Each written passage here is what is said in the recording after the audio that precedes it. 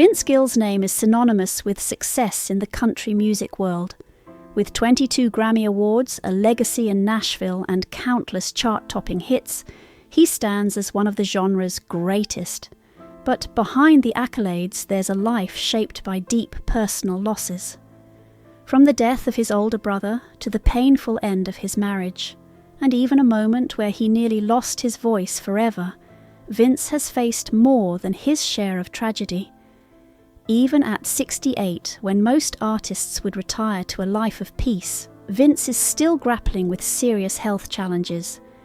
His story is not just about fame, it's about resilience in the face of loss. What really lies behind his music and the gentleman persona we know today? Here's a deeper look at the journey that shaped Vince Gill. The humble beginnings of Vince Gill. Vince Gill was born in the small town of Norman, Oklahoma during the late 1950s. It was a peaceful place far removed from the bustling music scene that would one day become his home. The Gill family was not wealthy, but they were rich in music. Vince's father, J. Stanley Gill, worked as a lawyer but was also an avid musician, often playing the guitar and banjo to unwind. His mother, Jereen, was a talented singer and harmonica player. Music was more than just a pastime in their home, it was the heartbeat of their daily life. For young Vince, these family jam sessions would be the foundation of his future.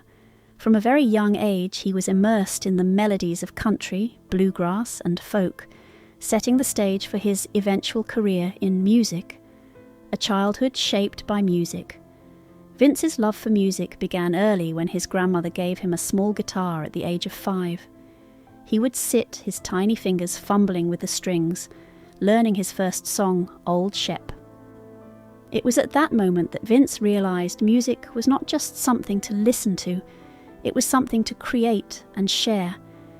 As he grew older, his passion for music only deepened. Vince learned to play a variety of instruments including dobro, fiddle, mandolin, and bass, each one offering him a new outlet for self-expression. But it was the guitar that remained his constant companion. By the time he reached school, Vince was known for carrying his guitar wherever he went, often playing for his classmates during recess. It was in these early moments, facing the nervousness of performing in front of others, that Vince's confidence in his craft began to take shape. Bob Cohen. The first musical companion. Vince's older half-brother Bob Cohen was an important figure in his musical journey. Bob, born in 1945, was about 12 years older than Vince and was the first person to introduce him to the world of music. Together, the brothers would spend hours singing and playing guitar, bonding over their shared love of music. Vince often recalled how Bob was the first person who truly believed in him. He was more than just a brother. Bob was Vince's musical mentor and companion. The two performed together, and Vince cherished these moments, feeling a sense of freedom and joy that he hadn't experienced before. Their connection was deep, and Vince saw Bob as his guide, his rock in the world of music. A tragic accident and loss. When Vince was just 10 years old, his world was shattered. Bob, at the age of 22, was involved in a severe car accident that left him with a brain injury. Bob was in a coma for 3 months, and doctors were unsure if he would survive. When he did wake up, he was never the same. Bob suffered from memory loss, difficulty communicating, and constant pain. For Vince, this was a slow and painful loss. While Bob was physically still there, the joyful, vibrant person he had once been was gone. This tragedy had a profound impact on Vince, leaving a lasting emotional scar. He watched his brother struggle with his new reality, and it left him with a deep sense of grief that would follow him throughout his life. The hard road to success. Despite the tragedy and heartache, Vince's musical journey was far from over. He faced many challenges as he pursued his dream of becoming a successful musician. In the 1970s, Vince moved to Los Angeles, where he played in various bands, including the bluegrass group Mountain Smoke. These early years were difficult, and Vince often faced harsh realities of the music business.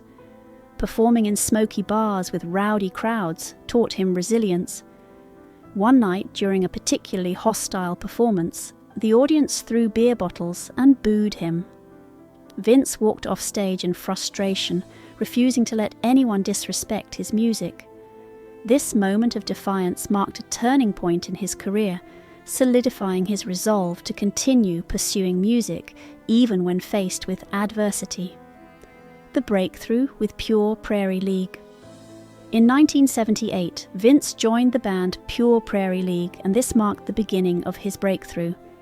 Initially joining as a guitarist and backing vocalist, Vince was soon promoted to lead singer after the departure of Craig Fuller. The band's album Can't Hold Back marked Vince's first real success, but it was the hit song Let Me Love You Tonight from their 1980 album Fearing Up that truly launched his career. The song became a top 10 hit on the Billboard Adult Contemporary chart, and Vince's soaring emotional voice captivated audiences across the country.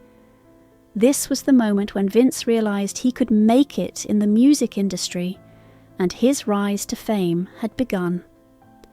Facing setbacks and the fragility of fame.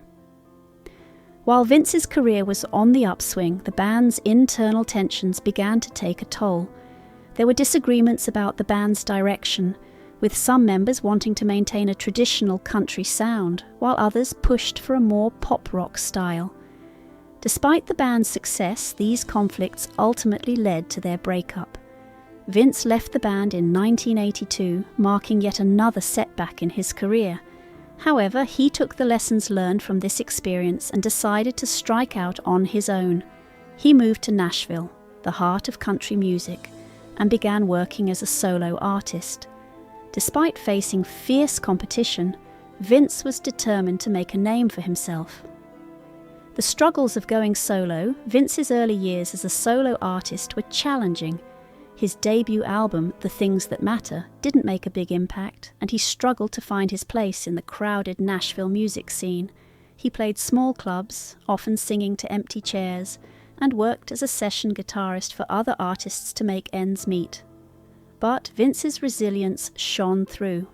He continued to write and record, slowly building a fan base. His 1987 album, The Way Back Home, included the minor hit Cinderella, but it wasn't enough to elevate him to superstardom. It was during these years of struggle that Vince honed his songwriting, creating deeply personal lyrics that reflected his own experiences with love, loss, and perseverance. Vince's resilience and continued success. Despite the challenges he faced, Vince never gave up. His persistence paid off in the late 1980s and early 1990s, when he finally achieved the level of success he had dreamed of. With a career full of hit songs, Vince became one of the most respected figures in country music.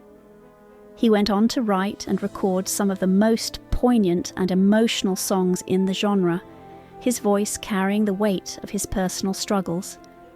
For Vince Gill, the road to success was anything but smooth, but it was his ability to persevere through personal loss and professional setbacks that made him the artist he is today. His story is a testament to the power of resilience and the healing power of music.